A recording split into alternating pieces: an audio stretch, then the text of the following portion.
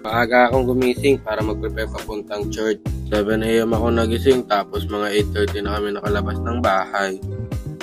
Dito, palabas namin ng Puredo Street papuntang Magsaysay Boulevard. Nilakad lang namin ni Kuwato yung LRT station kasi walking distance lang naman. Maluwag yung train station sa mga oras na to. Kaya madali lang si Kuwato yung nakakuha ng SJT. Tapos ako gumamit na ako ng beep card.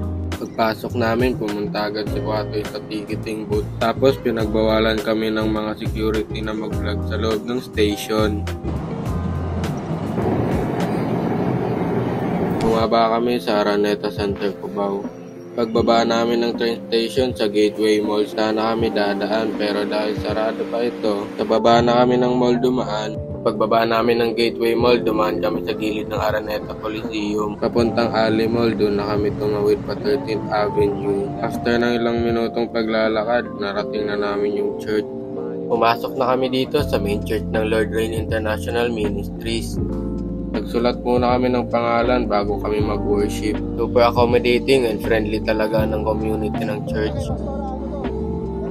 Dito, nagsulat lang kami ng pangalan namin ni Kuwatoy. Pagkatapos kong magsulat ng pangalan, tinuro na sa amin kung saan kami uupo.